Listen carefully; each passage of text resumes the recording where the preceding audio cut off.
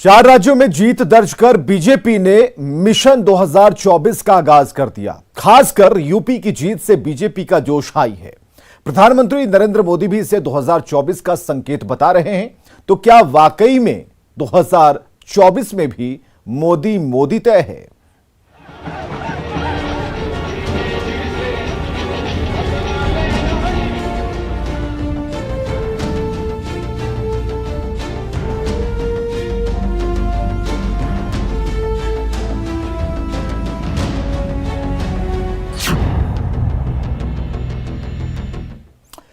तो क्या यूपी चुनाव ने 2024 की जीत की पटकथा लिख दी है? क्या 2022 में 2024 की जीत तय हो गई?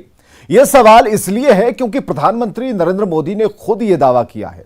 आखिर पीएम मोदी के इस भरोसे के पीछे का सच क्या है? वो कौन सा फॉर्मूला है जो बीजेपी और प्रधानमंत्री नरेंद्र मोदी के हाथ लग गया, जिसके जरिए उन्हें मिशन 2024 की राह आसान दिख रही है?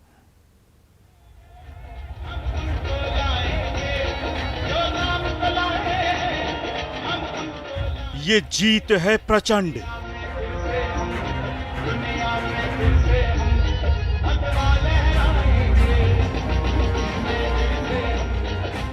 योगी सरकार रही अखंड।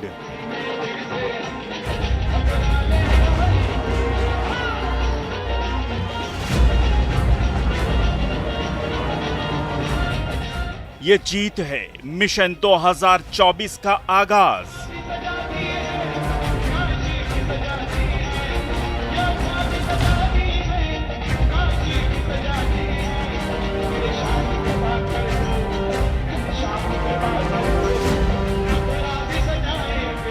यूपी में प्रचंड जीत के बाद बीजेपी के सबसे बड़े सिरमौर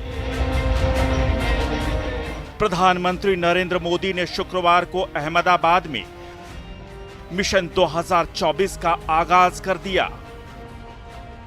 भले ही प्रधानमंत्री का काफिला अहमदाबाद की सड़कों पर था, लेकिन इसमें यूपी में मिली भारी जीत की सुपर एनर्जी साफ दिख रही थी।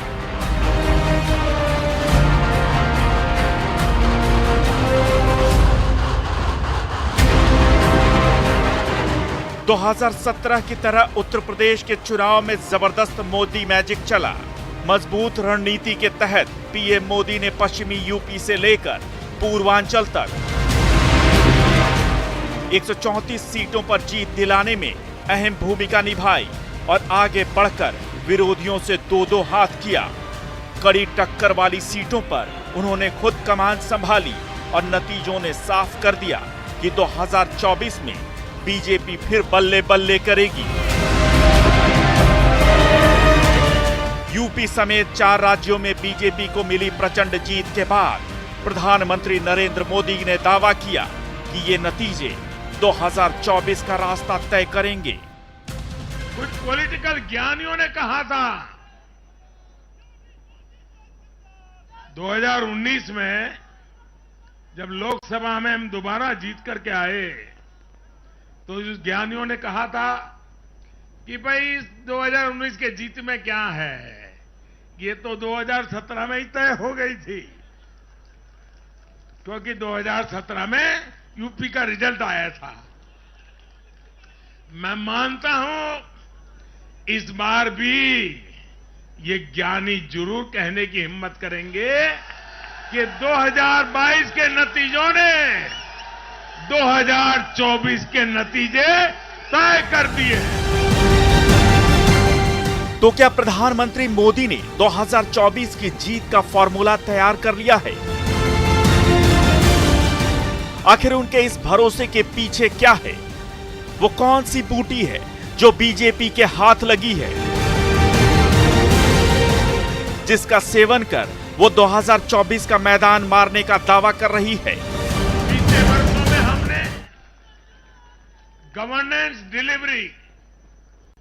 गवर्नेंस डिलीवरी सिस्टम तो बेहतर किया ही, साथ साथ पूरी प्रक्रिया में पारदर्शिता भी लाई। फॉर्मूला नंबर 1 यह है मोदी का 2024 की जीत का formula number 1, governance delivery system. 2024 में बीजेपी की जीत का पहला फॉर्मूला है। यानी 2024 में बीजेपी ने अपनी सरकारी मशीनरी के जरिए लोगों तक योजनाएं पहुंचाने की सफलता को भुनाने की तैयारी कर ली है। जिस सरकारी सिस्टम की बैटरी को हमेशा के लिए डाउन माना जाता था, उसे मोदी ने फुल चार्ज कर दिया है।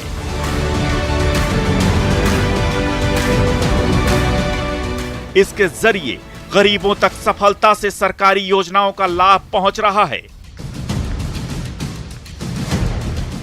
और यही उनके फॉर्मूले में सबसे अहम है। भाजपा गरीब को भरोसा देती है कि प्रत्येक गरीब तक सरकार ने निर्णय किए हुई सुविधाएं जरूर पहुंचेगी और मैं गरीब के घर तक उसका हक पहुंचाए बिना चैन से बैठने वाला इंसान नहीं। Formula number 2। याद कीजिए वो दिन जब पूर्व प्रधानमंत्री राजीव गांधी ने कहा था कि केंद्र से 1 रुपया भेजा जाता है तो गरीब तक 15 पैसे ही पहुंच पाते हैं। लेकिन मोदी सरकार ने जनधन खातों के जरिए इस डिलीवरी सिस्टम को फुल प्रूफ कर दिया है। अब योजनाओं का सीधा लाभ आखिरी आदमी तक पहुंचना तय है और इसकी सफलता को जनता तक लेकर जाना और 2024 चुनाव में भुनाना पीएम मोदी का अहम फॉर्मूला है। देश में गरीबों के नाम पर घोषणाएं बहुत हुई, योजनाएं भी बहुत बनी, लेकिन उस योजनाओं का जो हकदार था, जिस गरीब का उस पर हक था, उसके लिए ये हक उसको मिले बिना परेशानी को मिले, उसके लिए गुड गवर्नेंस, डिलीवरी, इसका बड़ा महत्व होता है। लेकिन भाजपा इस बात को समझती है और मैं लंबे अरसे तक मुख्यमंत्री के नाते काम करके आया हूं, इसलिए मुझे पता है कि आखिरी इंसान की सुविधा के लिए कितनी मेहनत करनी चाहिए।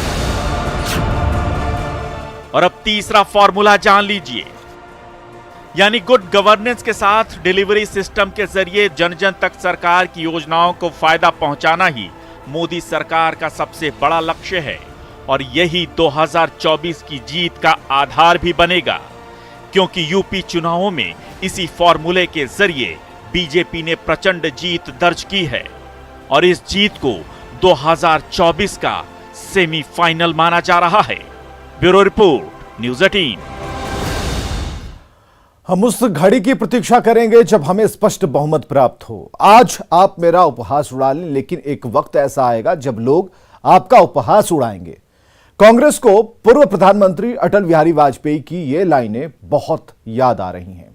देश की ग्रैंड ओल्ड पार्टी के नेता शायद ये सोच रहे होंगे कि काश इतिहास में जाकर बीजेपी के इस संत की भविष्यवाणी को बदला जा सकता। ऐसा इसलिए क्योंकि 2022 के नतीजों में 2024 गहरे संकेत इसके छुपे हुए हैं, जो पीएम नरेंद्र मोदी ने के कांग्रेस मुक्त भारत का सपना सच होता दिखा रहे हैं।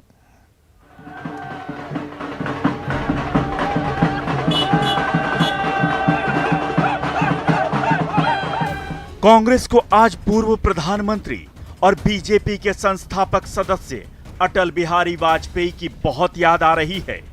कांग्रेस को लग रहा है कि देश की ग्रैंड ओल्ड पार्टी को उनकी नजर लग गई है। अगर संभव होता तो शायद कांग्रेस समय का पहिया पीछे घुमाकर इतिहास बदल देती, लेकिन अफसोस ये हो नहीं सकता। इस सदन में एक एक व्यक्ति की पार्टियां, एक एक व्यक्ति की पार्टी, और वो हमारे साथ हमारे खिलाफ जमघट करके और हमें हटाने का प्रयास कर रहे हैं। उन्हें प्रयास करने का पूरा अधिकार है, मगर है वो एक व्यक्ति की पार्टी। एकला चलो रे, और चलो एकला अपने चुनाव क्षेत्र से और दिल्ली में आकर हो जाओ इकट्ठे रे। किस लिए इकट्ठे हो जाओ? देश के भले के लिए। स्वागत है, हम भी अपने ढंग से देश की सेवा कर रहे हैं, और अगर हम देशभक्त न होते और अगर हम निस्वार्थ भाव से राजनीति में अपना स्थान बनाने का प्रयास न करते, और हमारे इन प्रयासों के पीछे 40 साल की साधना है। ये कोई आकस्मिक जनादेश नहीं है, कोई चमत्कार नहीं हुआ है। हमने मेहनत की, हम लोगों में गए, हमने संघर्ष किया है। पार्टी 365 दिन चलने वाली पार्टी है। ये कोई चुनाव में कुकुर मुक्के की तरह से खड़ी होने वाली पार्टी नहीं है। और आज हमें अकारण कटघरे में खड़ा किया जा रहा है, क्योंकि हम थोड़ी ज्यादा सीटें नहीं ले सके। हम मानते हैं हमारी कमजोरी है, हमें बहुमत मिलना चाहिए। 2 दशक पहले जब एक वोट से अटल बिहारी वाजपेयी की सरकार गिर गई थी, तब कांग्रेस समेत विपक्षी दलों ने लोकसभा में उनका और बीजेपी का मजाक उड़ाया था। यही मजाक आज कांग्रेस को बहुत भारी पड़ रहा है। लोकसभा में कांग्रेस को लेकर तब अटल बिहारी वाजपेयी ने जो भविष्यवाणी की थी, वो आज सच साबित हो रही है।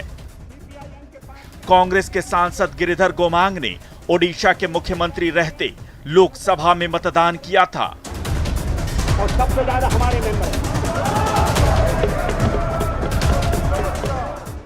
और उसी एक वोट ने वाजपेयी सरकार की बाजी पलट दी थी। Number of seat is 41, BJP 11।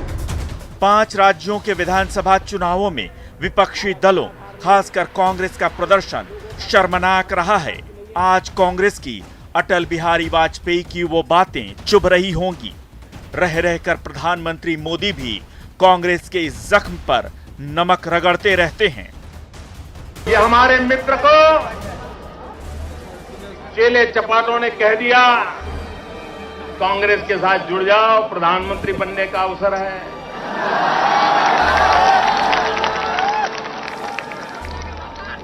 ख्वाब देखने लगे, और उन्होंने विश्वासघात भाजपा से नहीं किया है, विश्वासघात बिहार के कोटि कोटि जनों से किया है। ये विश्वासघात आपके साथ है। भाइयों बहनों, मैं पूछना चाहता हूं, क्या ये विश्वासघात है? ये विश्वासघात है? ये विश्वासघात है? ये विश्वासघात करने वालों को सजा दोगे? ये विश्वासघात करने वालों को सजा दोगे? ये विश्वासघात वालों को उखाड़ के फेंक दोगे? चुन चुन के साफ कर दोगे? भाइयों बहनों, महात्मा गांधी ने चंपारण में अंग्रेज मुक्त हिंदुस्तान की बात कही थी। आज यहां से जुगल बनना चाहिए, गांधी मैदान से जुगल बजना चाहिए। कांग्रेस मुक्त भारत का सपना हिंदुस्तान साकार है। 2014 में बीजेपी के केंद्र में आने के बाद से देश के राजनीतिक परिदृश्य से कांग्रेस का पतन होता चला गया। 5 राज्यों में चुनाव हुए तो पंजाब में उसकी सत्ता थी, और नतीजे आए तो वो उसे भी गंवा बैठी। वोट शेयर देखिए तो हैरानी होगी। जिस उत्तर प्रदेश से कांग्रेस के दिग्गज नेता निकले, प्रधानमंत्री निकले, उसी राज्य में पार्टी को 2.33% वोट मिले हैं, जबकि भाजपा को 41.29% मत प्राप्त हुए हैं। जिस पंजाब में कांग्रेस की सत्ता थी, वहां पार्टी को 22.98% और आम आदमी पार्टी को 42.01% वोट प्राप्त हुए हैं। देश में इस समय कांग्रेस की पूर्ण बहुमत वाली सरकार केवल 2 राज्यों, राजस्थान और छत्तीसगढ़ में ही बची है।